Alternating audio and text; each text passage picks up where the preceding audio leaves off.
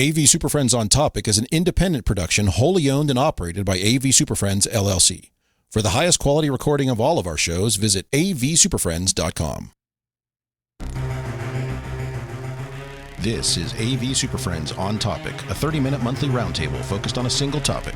This discussion will be opinionated, to the point, and saturated with our well-known blend of painfully won expertise and deeply ingrained immaturity.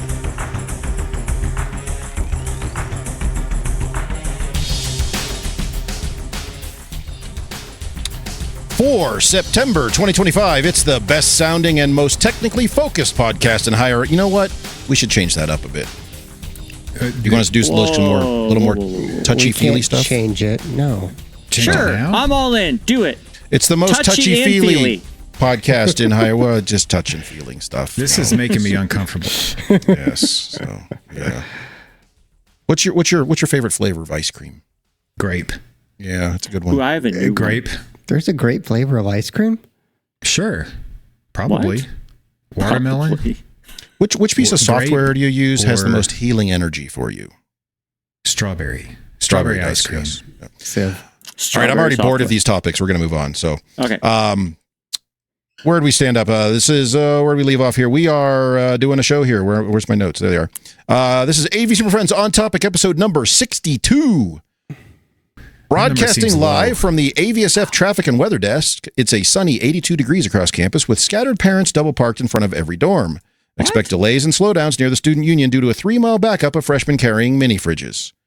Over in the AV Weather Center, it's looking cloudy with a chance of panicked faculty calling because the projector ate their PowerPoint again. Oh, you have no idea. Winds light and variable, mostly from the size of IT staff who are already on their 5th cup of coffee for today. I'm Chris Dector, and you're tuned in for another Friday afternoon podcast adventure.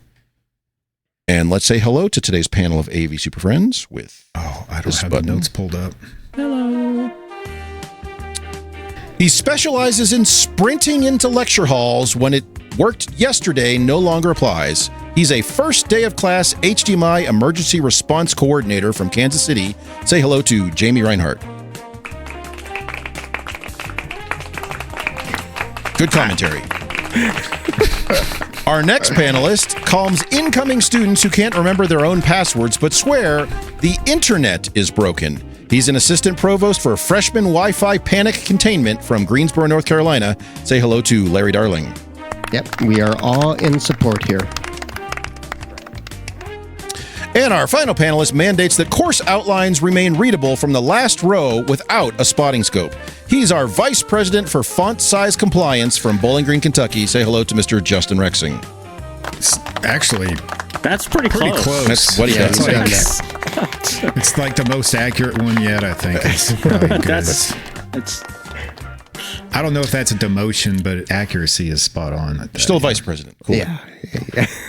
So on today's show, we're going to discuss our various back-to-school preparations, which might be why we hate August and September, because we're all spinning up for school again, or maybe we love it. I don't know.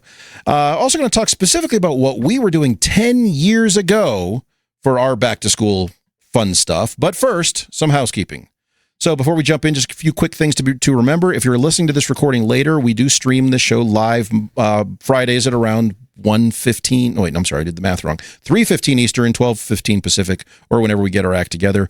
You can catch us on Twitter, LinkedIn, YouTube, and sometimes we'll figure out how to take calls when I get that set back up again, which I've now broken. 2:21 Central. What's 2:21? The time? Yeah, we're a few minutes late. So. Yeah. If you can't make the live show, please follow us on the socials. You can find us on Twitter, LinkedIn, YouTube, Blue Sky, etc. Just search for AV SuperFriends. We're the ones with very, very clear opinions on things. If you'd like to support the show, please tell a friend, tell a coworker, tell that guy who still calls every room a Zoom room. Share the podcast with anyone who might find it useful, entertaining, or vaguely tolerable. You can throw us a few bucks using the donation link, or not just a few bucks, throw us a lot of bucks. Using the donation link in the show notes or on the website at avsuperfriends.com. We will put that money to good use, mainly getting this stuff off my Visa card.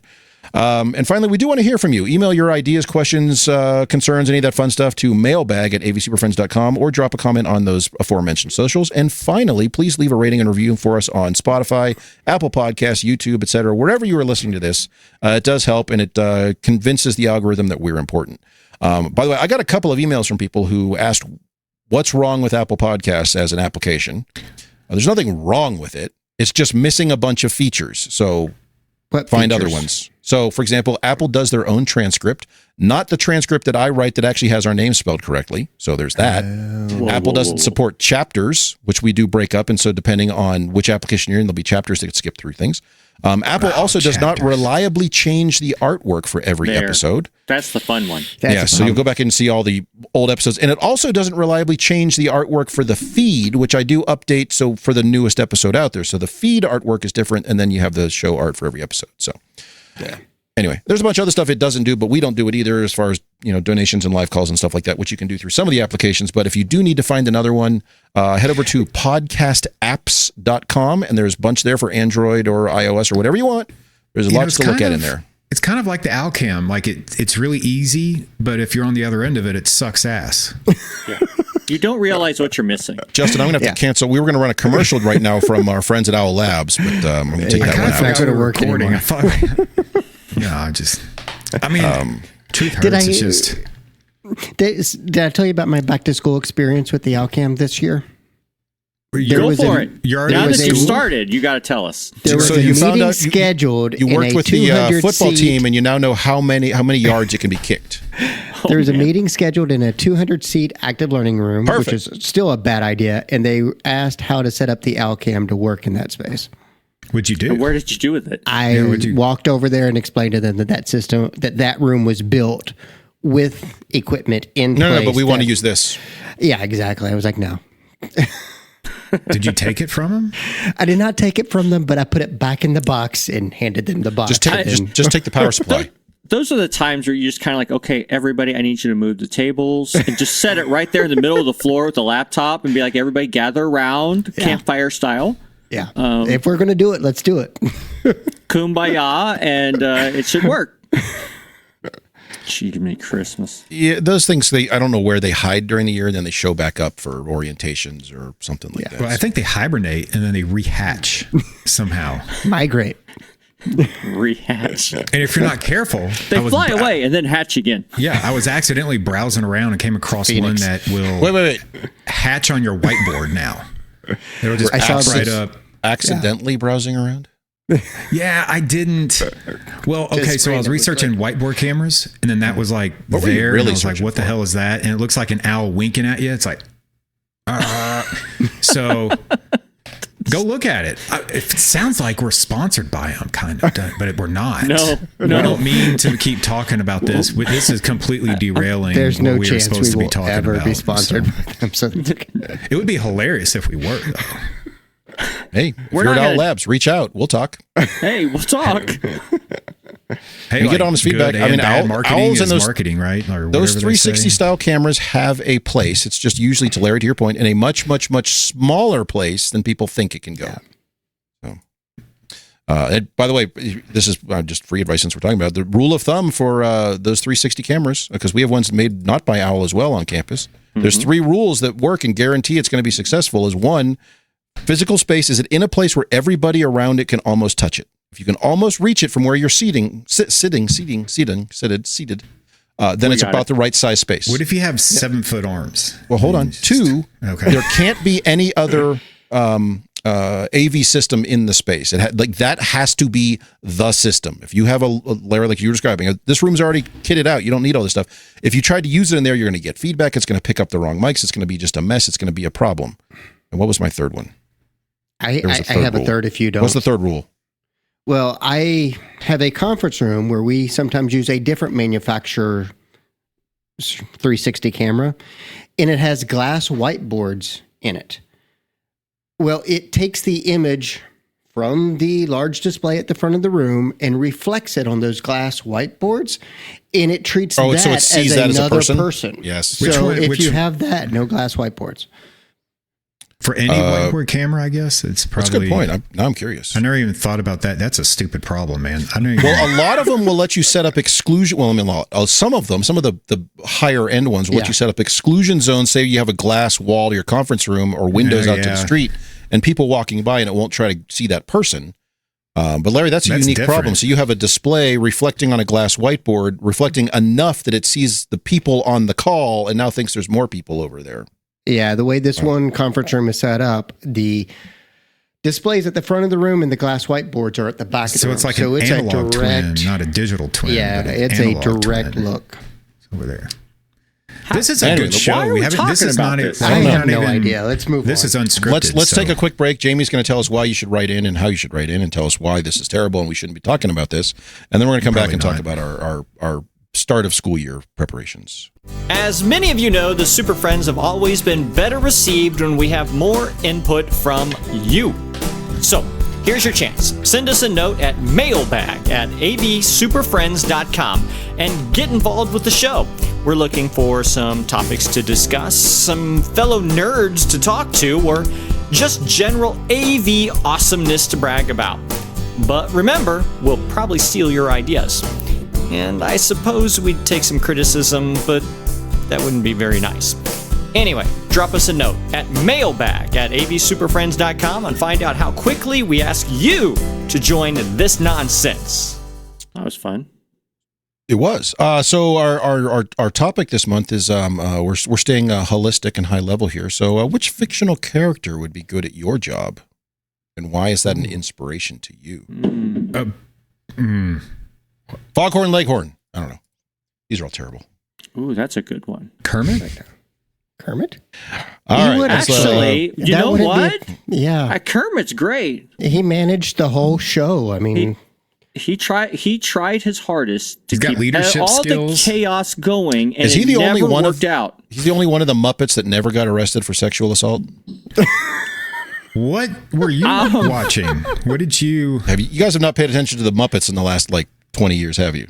No, I've been busy. I have. I like Jim Henson, but I haven't. Anyway, let's move along to our preferred please. topic here. The topic of the month. Stay on topic.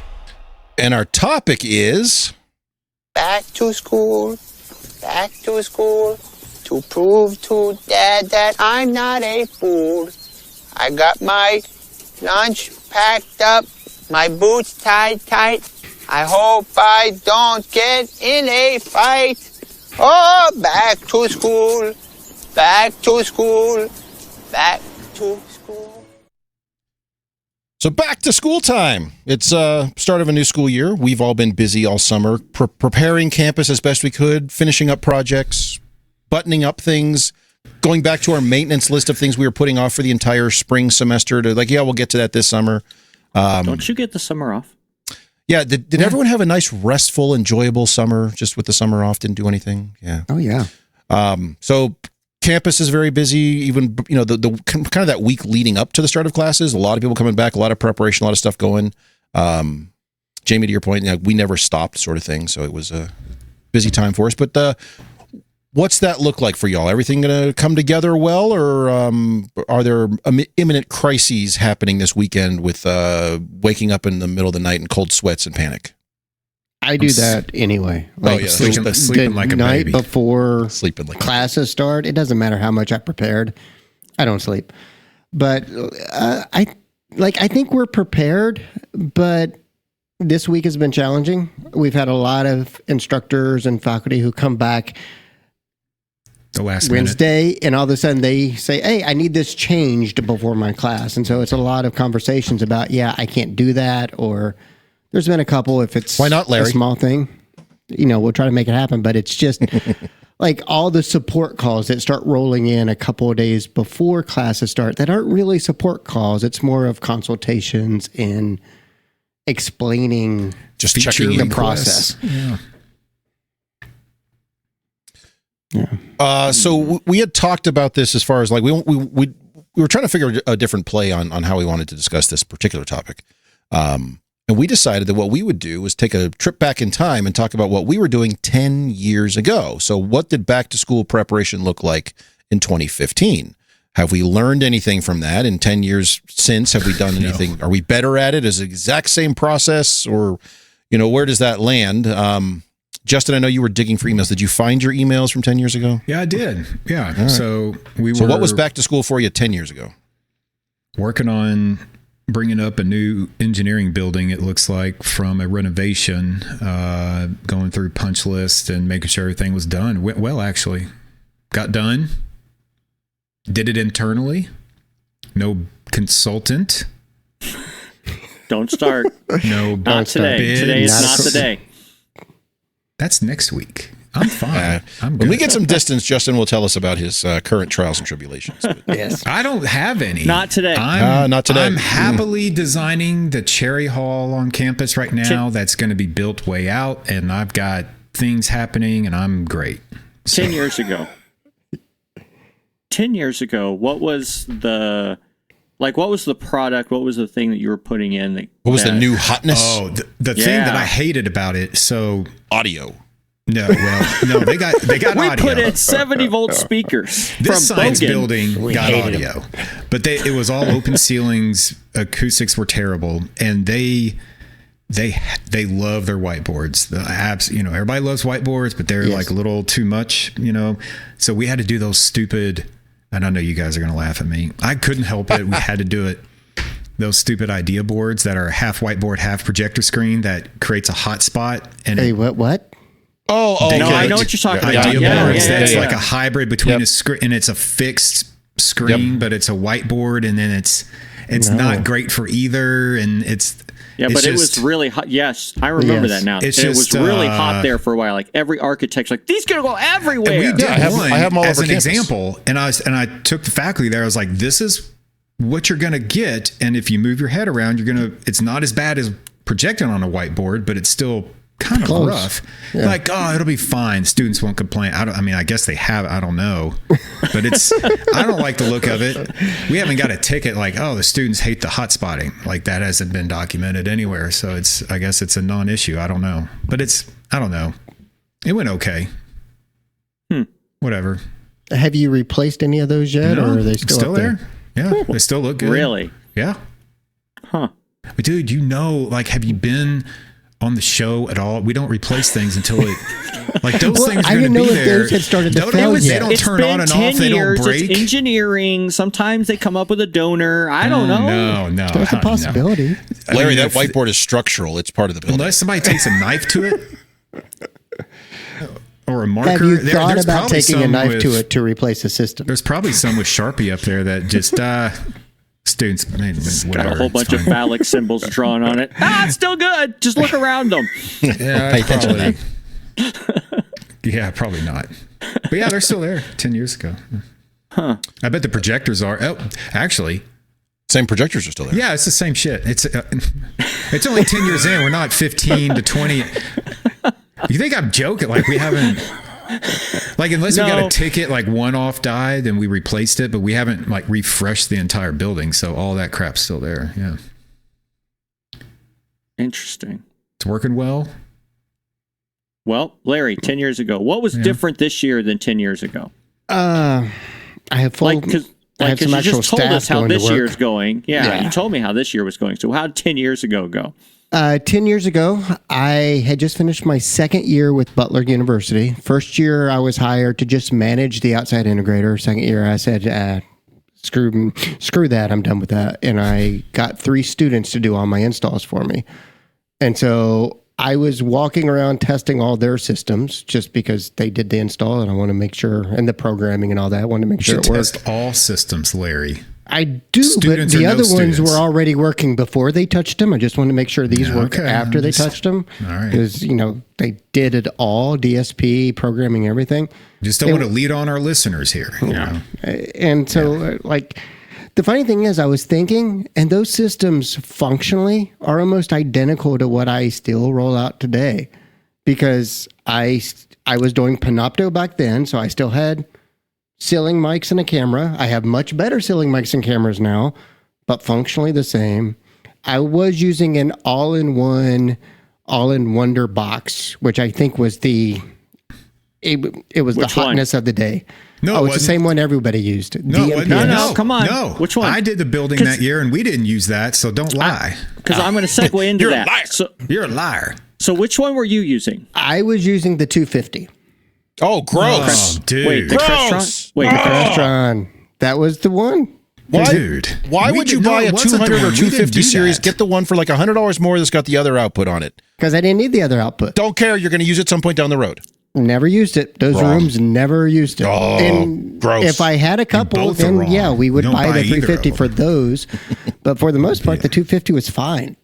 I'm just saying, Justin, if you're going to go to an all-in-one box and you're going to spend $5,000, get all the bells and whistles, because then All of it. Then Yeah. it'll be handy at some point.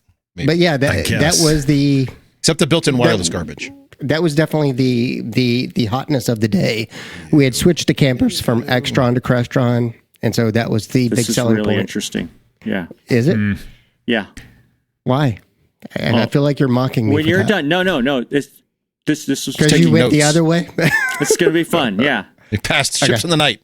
So you apparently bought all the stuff I wasn't buying. So tell me what you were doing.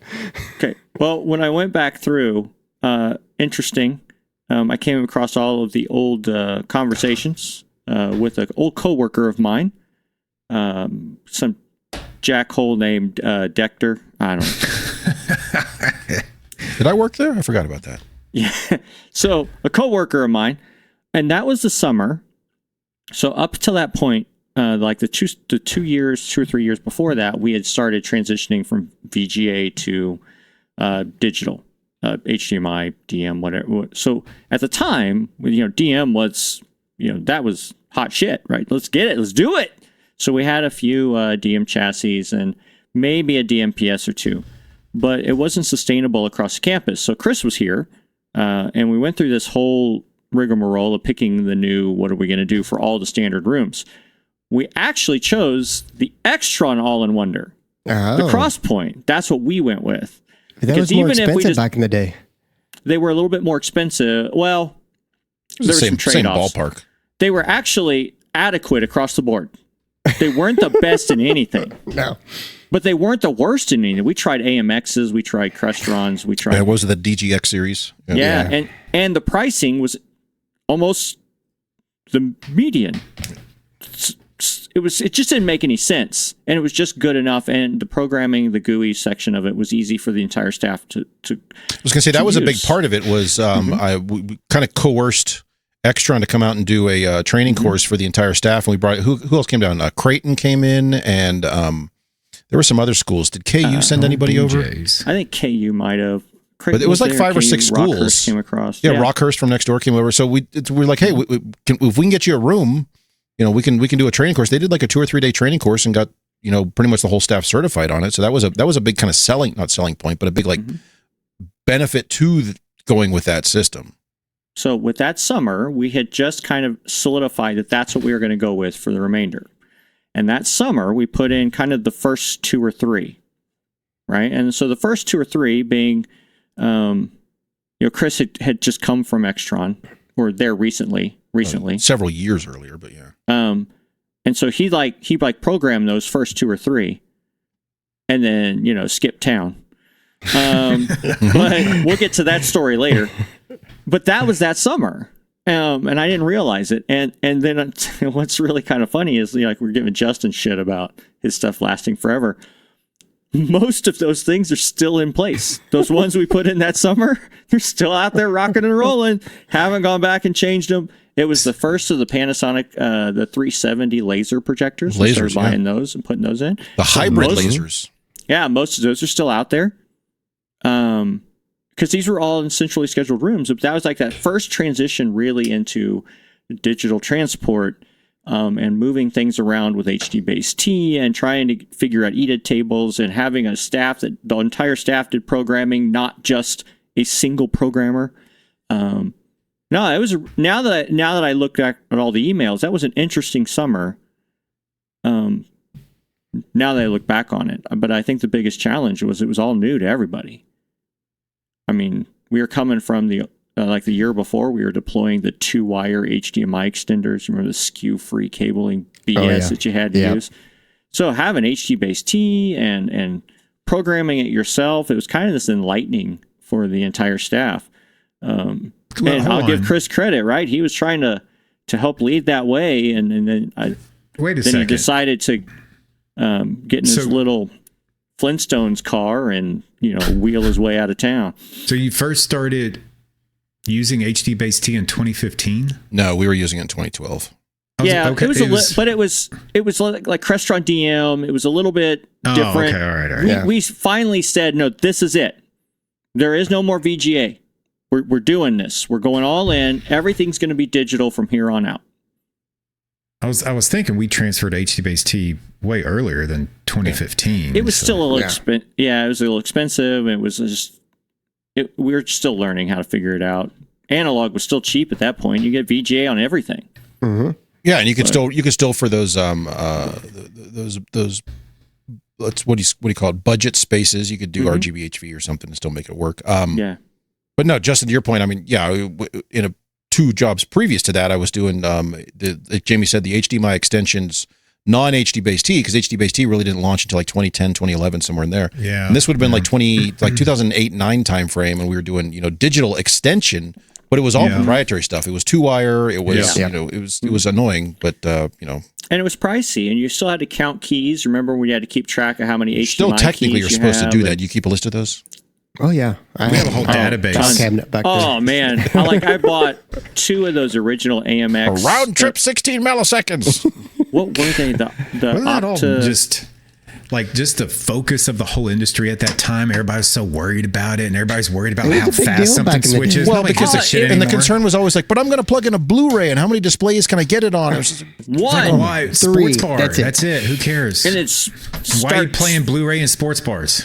flashing in and out, and you get the green and the snow, and it would take 10 seconds to sync. Oh, it was terrible. And then somebody came out with something that switched faster, and everybody's like, "Oh, I'll spend $5 million more for that." And you're like, You know who didn't say that? me. anybody? I just remember a lot of that marketing at the time. Yeah. Isn't it crazy? 10 years ago, that was crazy. Well, and that was all the thing that you'd have a couple of big Fast companies doing their shootouts and like, oh, we don't have to use a scaling chip to do this, and look how fast it switches, and you don't have to worry about the different resolutions. All this, just like At the time, I thought I needed to care about it. Now I look back at it, it's like, what a waste of brain power that I did researching that crap. I remember it taking a while, and I did care back in the day. Yeah. And like, why did we care about fast switching? Like, who cares? I remember, like, I used to sell the laser, sell the laser. Like, why would I want to buy a laser projector? Because it was more expensive. Mm-hmm. And I would set the laser projector next to the lamp-based one and turn it on. And the fact it came on in like 25 seconds, everybody's like, fine, here's my money. That was a big deal. It was. Yeah, But it seems was. stupid now, right? Well, I still have not rooms. really. I still have rooms with lamp projectors because someone was still playing that game in like 2019, saying like, "Oh, it's $200 cheaper. We'll get that one." I'm like, "No, that's wrong because when you have to replace the lamps, apparently my time is priceless." So, Jamie, you mentioned that I was there for the kind of the shootout and setting up some of those processes and things in 2015. I did get kicked out of town. I was run out of town on a rail, and forced to move 2 towns over. It was 2 rails. So 2015 for me was interesting because for a back to school perspective, I was at UMKC to start the semester there. We got the first 2 weeks of the semester in. So it was right around Labor Day that I left and took a job at Oregon State, where a week later classes started. So I got to do back to school twice that year for 2 different schools. That would be miserable. It was fine. But that was also when we were in, if Mark was here, he'd tell you more about it, but we were standing up that brand new building, and you've all seen the photos, and you guys have all been in it, but everyone else listening has seen the photos of the round room with the 8 projectors and all that stuff. So it was that summer. So I get there, and we kind of like, all right, here's this giant brand new monstrosity with all this different stuff, with that new active learning spaces and round rooms and parliament shaped rooms and all these different things. Make it work. And it was, as we've talked about many times, one of those big projects where it was handed off from a consultant and the GC and a commercial integrator, and they hand it off, and they're like, there you go. And then you spend the next like 2 semesters kind of really making it work the way you want it to, because it didn't quite get there. And one of the big hurdles we had there at that time was the forced migration of laptops, computers, and whatnot with embedded digital audio. Because if you recall, back in the day, you'd still have that like second 3.5 millimeter line for audio. And these were some of the first computers started shipping that didn't have that, and you were required to embed it. And a lot of devices in 2015 were not happy about embedded audio. And, did you break it out? Did you have to embed it, then de-embed it? And there was all these like little workarounds to make it happen. And it took, probably the better part of a year or so to really get that dialed in to the point it was reliable. And we were still at that point, you'd always you'd sneak that extra analog line out from the little, cable device on the lectern. So if someone still needed that, or they wanted to plug in their phone or whatever, they still could. And that was, a big challenge of having that debate. And I remember specifically having that discussion with the team there it was early September, October, right after classes had started, of like, well, which way are we going to go on this? And we had people pushing back, like, analog's more reliable. Analog is, going to work all day long. But digital was clearly the way things were going, so we had to make sure our system supported digital audio embedded from all sources, and that was a huge lift to get that sorted out. So that was 10 years ago. There you go. 10 years ago was also the summer where I really learned, or that fall, I guess, the start of school that year, really learned how to wrangle EDIDs to make your crap work everywhere.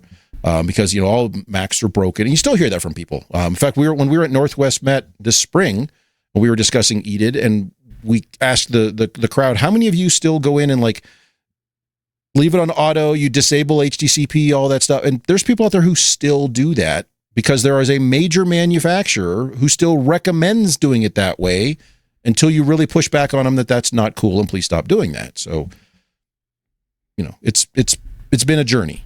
Let's say that. So, good commentary, everybody. All right. So, any other thoughts on 10 years of reflection? I was trying to think when we really started digging into the EDID, and I think you're right. It was that summer. It was about then that the DMPS had a good interface for you to start digging default. Into that. Just click default. Just click default until you find out the default changes depending on your firmware version. So. Justin, to your point, you bring this up a lot. You can click default, click auto, do whatever, as long as you know what it's autoing.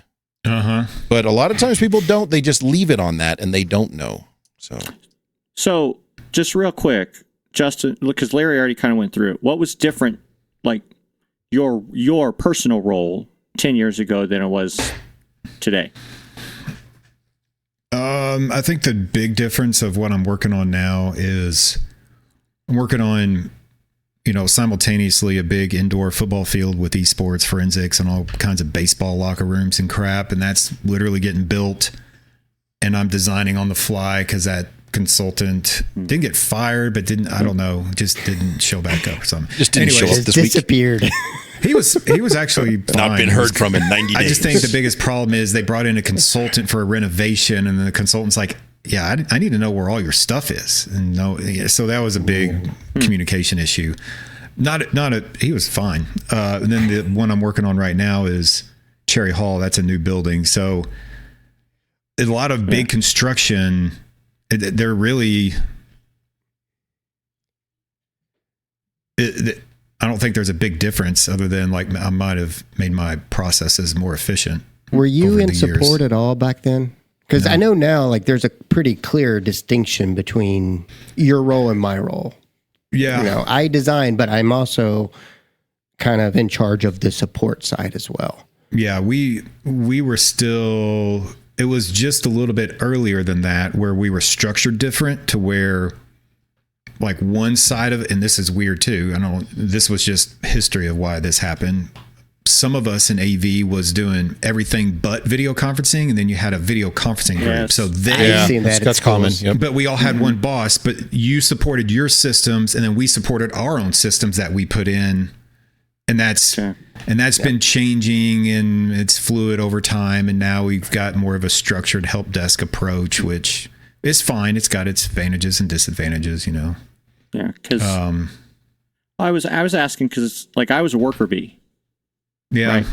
And I was putting all this stuff in and still trying to program. It was kind of designing, not like I did today, right?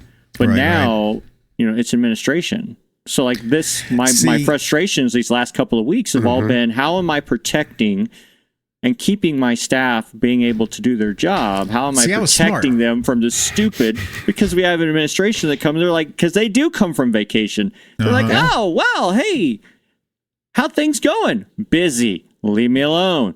And so that's been really different this year, because even last year was my first real year returning to school as administrator, but everybody gives you a pass because it's your first few months. Yeah. But this year... Wait, you get a pass?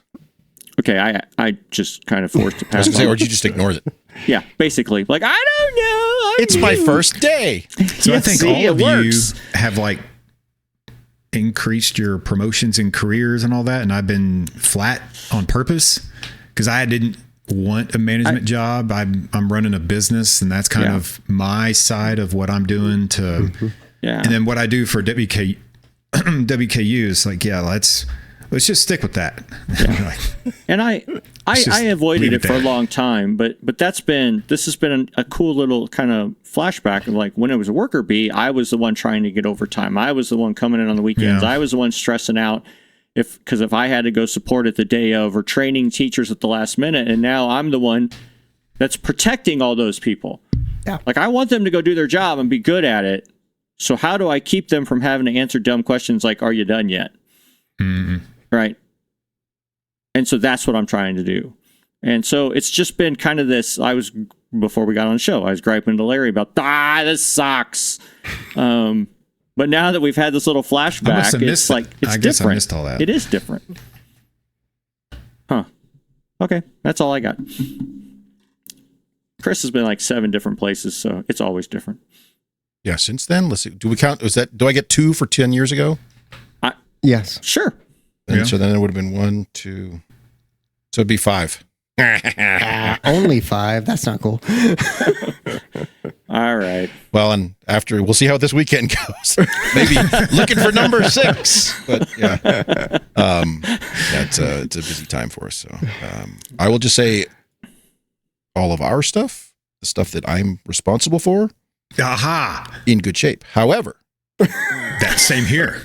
But however, it doesn't matter who is responsible for what thing in the space. It's just an IT problem, and my group has the name of the space you're in, so it's on me. Mm-hmm. Yep.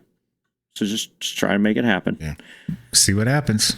All right. Well, good luck, boys. Well, you guess we'll go back to school. I don't know. Back to school,